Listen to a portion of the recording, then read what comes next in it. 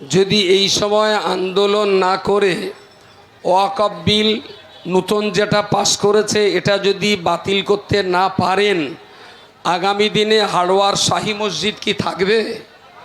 কথা বলুন। আগামী দিনে কি পীর গোরাচাঁদ রাহমাহুল্লাহর মাজার এখানে মাথা উঁচু করে দাঁড়িয়ে থাকতে পারবে বলে মনে হয়?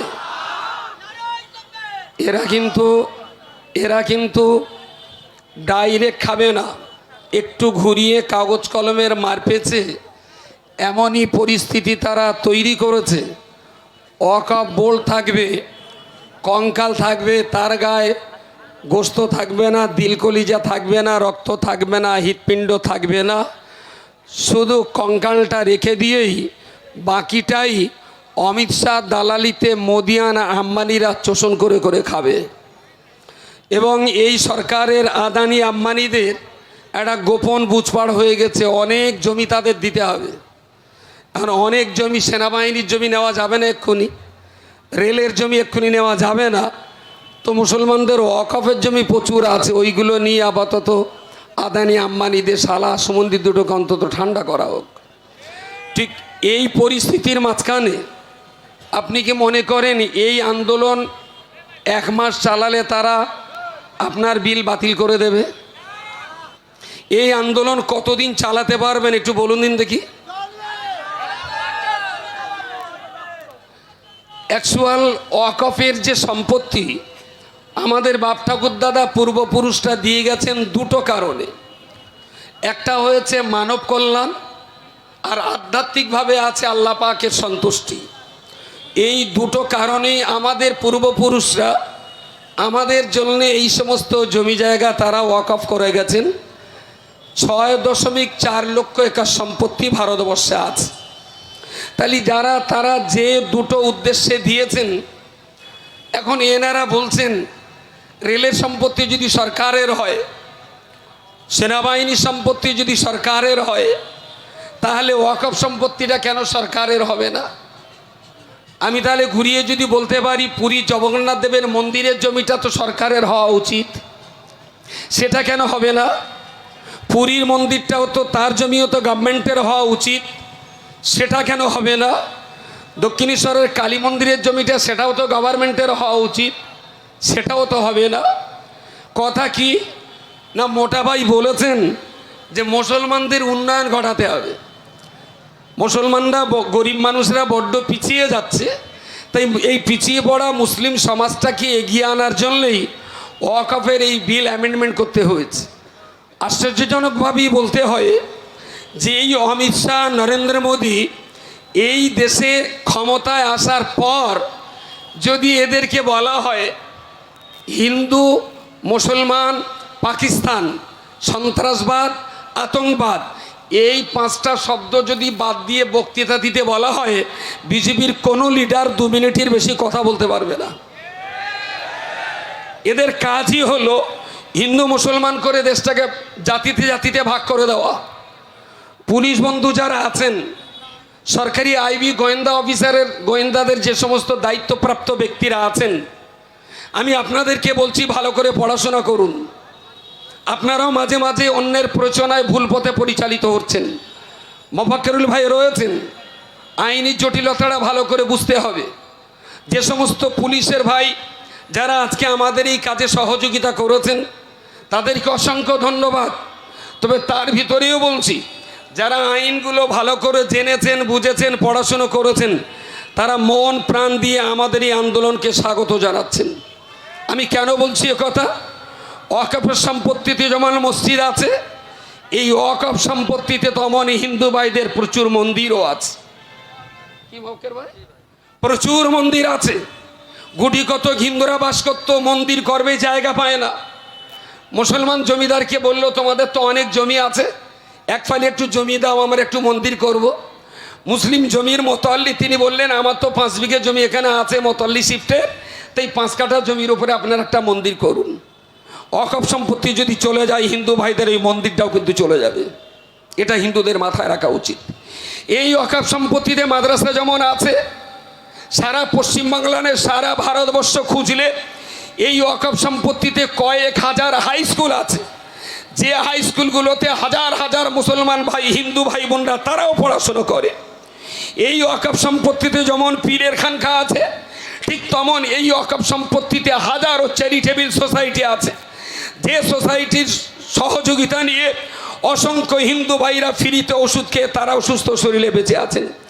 এই ওয়াকফ সম্পত্তিতে যেমন মুসলমানদের অনেক মক্তব মাদ্রাসা আছে, ঠিক তেমন এই ওয়াকফ সম্পত্তির উপরে কয়েক লক্ষ জমিহারা বাস্তুহারা সর্বহারা হয়ে বাংলাদেশ থেকে যে সমস্ত হিন্দু আমাদের দেশে দুটো খেয়ে পরে বাঁচার জন্য এসেছিলেন, আমাদের দেশের অনেক মুসলমানরা তারা তাদের ওয়াকফ সম্পত্তিতে হিন্দু দলিত আদিবাসীদের বসবাসের জায়গা করে দিয়েছে। তাহলে ওয়াকফের এই লড়াই কেন মুসলমানরা একা লড়বে? ওয়াকফের এই লড়াইতে কেন আমার প্রতিবেশী হিন্দু ভাইরা তাদের পাশে আসবে না?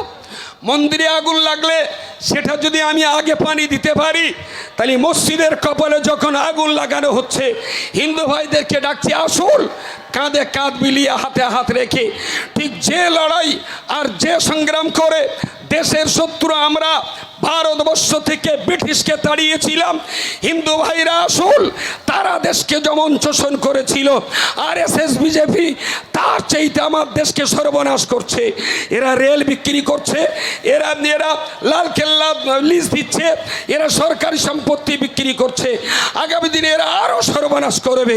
হিন্দু মুসলিম আসুন, হাতে হাত রেখে ঐক্যবদ্ধভাবে লড়াই করে যে আন্দোলন করে নেতাজি সুভাষচন্দ্র বোস খান আব্দুল গফুর খানরা সংগ্রাম করে ব্রিটিশ থেকে ভারত থেকে ব্রিটিশদেরকে তাড়িয়েছিলেন। আসুন হিন্দু মুসলমান হাতে হাত রেখে এই ভারত ভূমি থেকে আরএসএস দালালকে আমরা এক নিমিষের ভেতরে দেশ থেকে আমরা তাদের তাড়িয়ে দেওয়ার পথ পার করি। জানবেন এদেরকে বসিয়েছেন 5 বছর, 10 বছর পেরিয়েছে। আর কিছুদিন যদি এদের বসাল, কবে ঘুম ভেঙে উঠে দেখবেন পার্লামেন্ট ভবনটাও লিজ দেওয়া হয়ে গেছে। কবে ঘুম ভেঙে উঠে দেখবেন পশ্চিমবঙ্গের অর্ধেকটা লিজ দেওয়া হয়ে গেছে। এদিকে ওয়াকফ সম্পত্তি নিয়ে মাতব্বরি ফলাচ্ছ, ওদিকে চীন ভারতবর্ষের 20,000 হেক্টর বিঘের মতো সম্পত্তি চীন দখল করে নিচ্ছে। সেখানে মোদি অমিত শাহ বাবুদের কোনো কথা নেই। আমি আমার প্রতিবেশী হিন্দু ভাইদেরকে আমি বুঝতে অনুরোধ করব, লড়াইটা কিন্তু মুসলমানের একার নয়, লড়াইটা কিন্তু দেশের মর্যাদা রক্ষার লড়াই, কিন্তু দেশের সংবিধান বাঁচাবার লড়াই, কিন্তু দেশের ঐতিহ্যকে টিকিয়ে রাখবার লড়াই।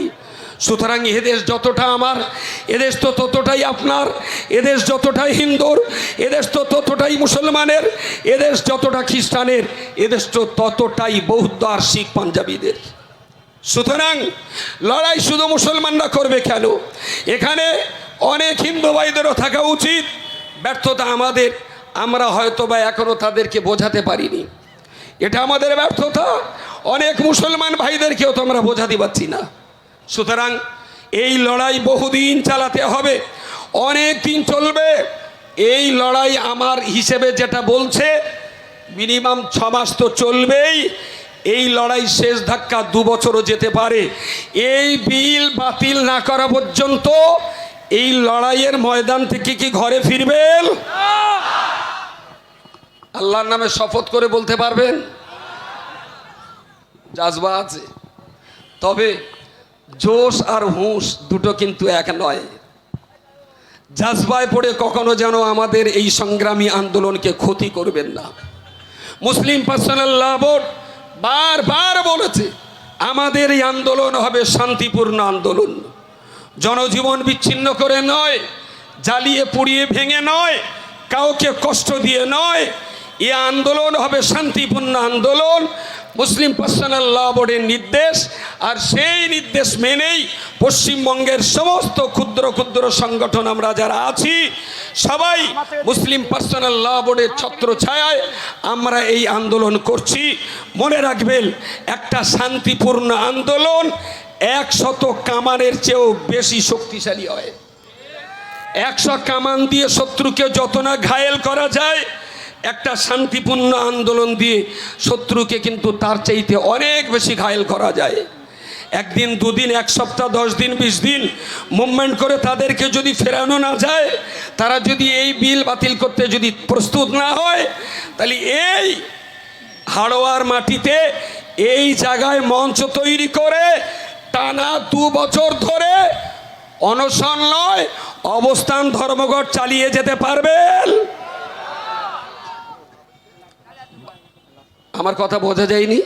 সায়ের বাজারে, লাউহাটিতে, ঢিবডিবাতে, হাড়োয়াতে, নদীর ওপারে, বেড়াচাপাতে, খোলাপথাতে, ওদিকে বসিরহাট, এদিকে হাসনাবাদ, ওদিকে বাদুড়িয়া, ওপাশে বাগজোলা, এপাশে দেগঙ্গা, বেলিয়াঘাটা, সমস্ত জায়গায় জায়গায় প্রত্যেকটা মার্কেটে মার্কেটে আমরা যদি অবস্থান ধর্মঘটের স্টেজ করে লাগাতার যতদিন পর্যন্ত এই দাবি তারা বাতিল না করবে, যদি ততদিন আন্দোলন করতে হয় করবই, আর তার আগে যদি মরতে হয় ওই ধর্ণা মঞ্চেই যেন আল্লাহ আমাদের মরণ দেয়। লম্বা চওড়া কথা নয়, আমি মানসিকভাবে প্রস্তুতি থাকলেও দৈহিকভাবে অত্যন্ত ক্লান্ত। আলহামদুলিল্লাহ এখানে অনেক যোগ্য বিজ্ঞ বক্তারা রয়েছেন, বিশেষ করে আমার ভাই মোফাক্কিরুল ভাই আছেন, আমার জামাত ইসলামীর সে আপনার নামটা মৌলানা রফিকুল ইসলাম ভাই আছেন একসঙ্গে। ভাই আমি এক কথায় বলে দিচ্ছি, ঘরে যদি আগুন লাগে আর কেউ যদি পানি দিতে আসে আর আমি জিজ্ঞেস করি ভাই তুমি নামাজ পড়ো, তা বললো না। আমি বলি বেনামাজির পানি ঘরে দিও না। আরেকজন চলে এলো পানি দেবে আমার ঘরে, আমি বললাম ভাই তোমার মুখে তো দাড়ি নেই, তাহলে আমি দাড়ি রাখি না, তাহলে তুমি ফাঁসে আমার ঘরে পানি দিও না। আর একজন আমার জ্বলন্ত ঘরে নেমানোর জন্য পানি নিয়ে এসছে, আমি বলছি তুমি রোজা করেছিলে, তাহলে তো এবার রোজা করতে পারিনি। আমি বেরোজদারের পানি আমার ঘরে দিয়ে না, জলে জ্বলুক। ঘরে যখন আগুন জ্বলে, যারা পানি দিতে আসে তাদের নামাজ কালাম, রোজা, হজ, যাকাত ঘাটতি যদি থাকে, আর সেই ঘাটতির কারণে যদি আপনি তাদের পানি না নেন, তাহলে ঘরের আগুন লিখবে বলে মনে হয়? কথা বলেন? হ্যাঁ লিখবে। পুড়তে পুড়তে সব যখন পুড়ে যাবে তখন এমনি লিখে যাবে। শেষ টুকরো যখন পুড়ে যাবে তখন কারোর আর পানি দেওয়া লাগবে না। আমি বলছি শুধু অনেকে বলছে যে মুসলমান এখন, আমি বলছি নেভার। ভারতবর্ষের সংবিধান যারা চায়, যারা দেশপ্রেমিক, যারা সংবিধানকে ভালোবাসে, সেই সমস্ত মানুষকে আমাদের এক প্ল্যাটফর্মে আনতে হবে। শুধু মুসলমান এক হলে হবে না, শুধু মুসলমান এক হলে তো হবে না।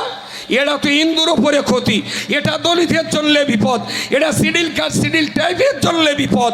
সেই জন্যে শুধু মুসলিম নয়, আমাদের প্রতিবেশী হিন্দু ভাই যারা আছেন তাদেরকেও বুঝিয়ে আমাদের এই সংগ্রামের অংশীদারিত্ব দিতে হবে।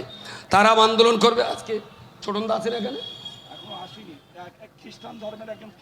ফাদার এসছেন আলহামদুলিল্লাহ। আজকে এখানে একজন খ্রিস্টান ধর্ম অবলম্বী ধর্মগুরু তিনি এসছেন, আমার ছোটন দা আসবেন, আরও অনেকে আছেন, তাদের বক্তব্য শুনুন। সময় একটু বেশি নেওয়ার জন্য আমি ক্ষমা প্রার্থী। আগামী রবিবার লক্ষাধিক মানুষের এক সমাবেশ হবে কলকাতায়। 26 তারিখের এই আপনার ব্রিগেড অভিযানকে সফল করার জন্যে গোপালপুর মোড়ে একটা হাই স্কুল ময়দানে গোপালপুর মোড়ে সমাবেশ হবে, আপনাদের যাওয়ার জন্য অনুরোধ করছি। আর এই মুহূর্তে কোন জায়গায় কে বক্তা, এই বক্তার খোঁজ নেওয়ার কোনো দরকার নেই। শুধু দেখবেন যে একটা ওয়াকফ বিল বাতিলের দাবিতে সভা হচ্ছে, হিন্দু করুক আর মুসলমান করুক, টুপিওয়ালা করুক আর খালি মাথায় করুক, লম্বা করুক আর গোল করুক, চেরা করুক আর ফাড়া করুক, যেই করুক না কেন, কোনো রং পথ গোল লম্বা দেখলে হবে না। দেখবেন আমাদের সপক্ষে সভা, সবাই সেখানে যাবেন। আসসালামু আলাইকুম রহমতুল্লাহ।